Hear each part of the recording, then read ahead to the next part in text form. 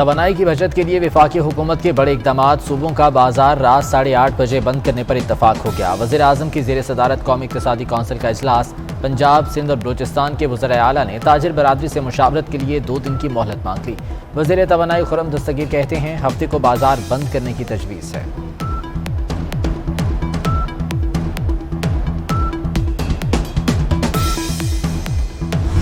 ہم صوبائی حکومتوں سے درخواست کرتے ہیں کہ ریلیونٹ کوارٹرز اور جو تاجر تنظیمیں ہیں ان کا خصوصی اجلاس بلایا جائے اور مشاورتی عمل کیا جائے، نہ کہ حکومت اپنا فیصلہ تاجروں پر تھوپنے کی کوشش کرے۔ ہمیں کاروبار کرنے دیں، ہم ڈیوا جلائیں، بتی جلائیں یا جنریٹر جلائیں، ہمیں دکانیں بند کرنے کے لیے نہ کہیں کہ ہم بالکل بھی اس فیصلے کو نہیں مانتے، ٹوٹلی طور پہ مسترد کرتے ہیں۔ حکومت پاکستان نے یہ فیصلہ کیا ہے کہ رات کو 8 بجے مارکیٹیں بند کی جائیں گی، یہ ناقابل قبول ہے اور ناقابل عمل ہے۔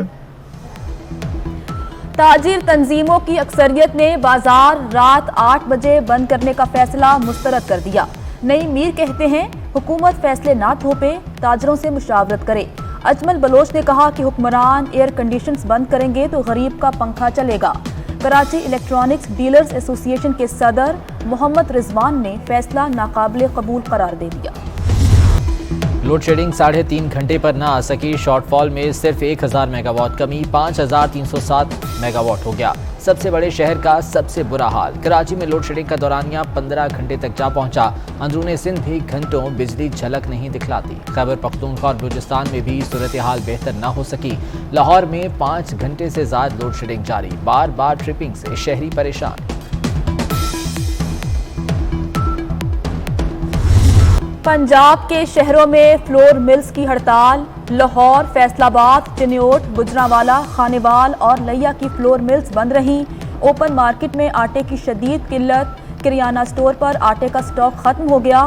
شہری آٹے کے حصول کے لیے دکانوں پر مارے پھرنے لگے۔ انتظامیہ کے فلور ملز پر چھاپوں کے خلاف ہڑتال کی جا رہی ہے۔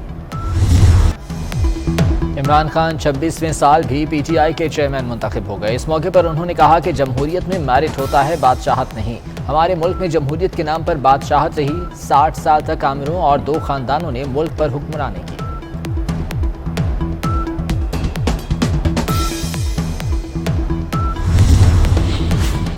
حکومت مخالف تحریک کب شروع ہوگی؟ عمران خان کی امیدوں کا محور سپریم کورٹ۔ بولے چند دنوں میں احتجاج کی کال دینے والا ہوں، صرف سپریم کورٹ کے فیصلے کے آنے کا انتظار ہے۔ ملک کی تاریخ کا سب سے بڑا احتجاج کریں گے۔ ملک دشمن چاہتے ہیں کہ پاکستان تحریک انصاف اور فوج کمزور ہو۔ امریکہ ہمیں غلام بنانے کے لیے اپنے نوکر لایا۔ چوروں کو آئندہ الیکشن بھی جتوانے کی تیاری ہے۔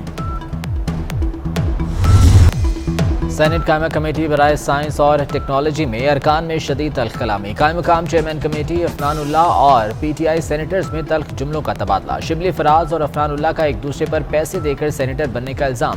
سینیٹر ہمایوں محمد نے کہا کہ نواز شریف تمہیں قیامت کے دن نہیں بچائے گا۔ عفنان اللہ بولے تمہیں بھی عمران خان نہیں بچا پائے گا۔ تلخ کلامی اور گالم گلوچ بڑھنے پر سارجنٹ کو طلب کر لیا گیا۔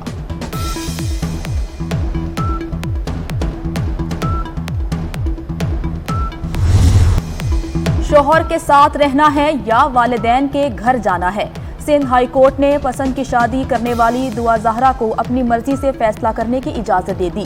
ٹرائل کورٹ قانون کے مطابق کارروائی جاری رکھے۔ دعا کو لاہور ہائی کورٹ میں پیش کرنا سندھ حکومت کی ثوابدید ہے۔ سندھ ہائی کورٹ نے دعا زہرا کیس نپٹا دیا۔ عدالتی فیصلے سے قبل دعا کی والدین سے ملاقات کرائی گئی۔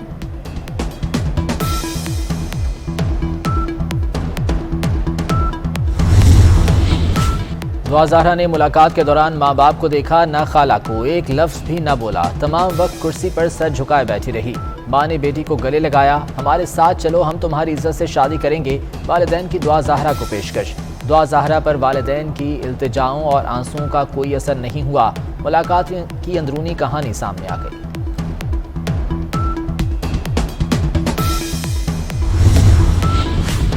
آرمی چیف کی زیر صدارت formation commanders conference G H Q میں ہوئی۔ آئی ایس پی آر کے مطابق جنرل قمر جاوید باجوہ کا آپریشن رد الفساد کی پیش رفت پر اطمینان کا اظہار۔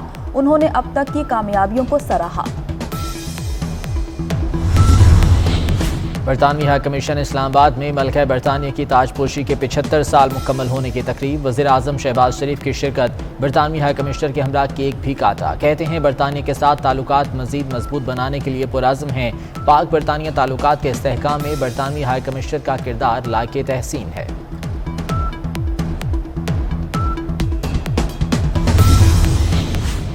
مسجد نبوی صلی اللہ علیہ وآلہ وسلم میں نعرے بازی کرنے پر گرفتار پاکستانی کو قید اور جرمانے کی سزا۔ محمد طاہر کو 3 سال قید اور 10,000 ریال جرمانے کی سزا سنائی گئی۔ مدینہ کی عدالت کے 3 رکنی بینچ نے فیصلہ سنایا۔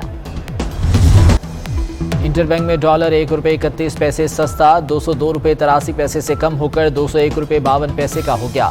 پاکستان IMF کے بیل آؤٹ پیکج کے لیے پرامید۔ عالمی جریدے بلومبرگ کے مطابق پیکج سے ڈالر کی قدر 185 روپے ہو سکتی ہے۔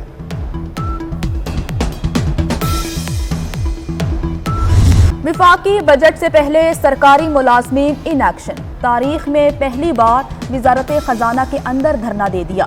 وزارت خزانہ حکام نے مذاکرات ناکام ہونے پر کل پھر دھرنا دینے کا اعلان کر دیا۔ سرکاری ملازمین کا مہنگائی کے تناسب سے پینشن، میڈیکل اور کنوینس الاؤنس میں اضافے کا مطالبہ۔ حکومت کے تمام دعوے دھرے کے دھرے، گھی اور خوردنی تیل کی قیمت پر قابو پانا ناممکن ہونے لگا۔ درجہ اول گھی 24 روپے مہنگا ہو کر 570 روپے تک جا پہنچا۔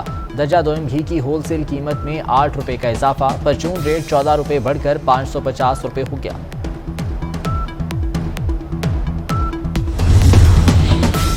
لاہور میں اردو بازار کے تاجروں پبلشرز کا احتجاج کسی کام نہ آیا۔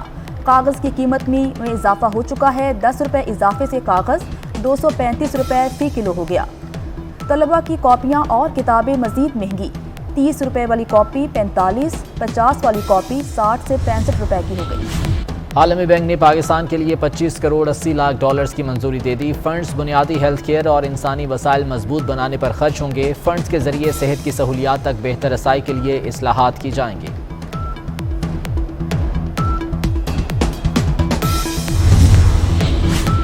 حکومت کا ٹیکسٹائل انڈسٹری کو گیس بحال کرنے کا فیصلہ، منظور شدہ لاٹ پر 50% کوٹے کے مطابق گیس فراہم کی جائے گی۔ آج سے گیس کی فراہمی بحال کر دی جائے گی۔ گیس بحران سے چند روز قبل انڈسٹری کو فراہمی معطل کی گئی تھی۔ جو ادارے آڈٹ نہیں کراتے اب ان کا بھی آڈٹ ہوگا۔ چیئرمین پبلک اکاؤنٹس کمیٹی نور عالم کا حکم، کہا نیپرا، اوگرا، نادرا سمیت دیگر اداروں کا آڈٹ نہیں ہوگا تو نظام کیسے چلے گا؟ ہم قانون کے مطابق چلیں گے، جہاں قومی خزانے کا پیسہ لگا ہوگا اس کا آڈٹ ہوگا۔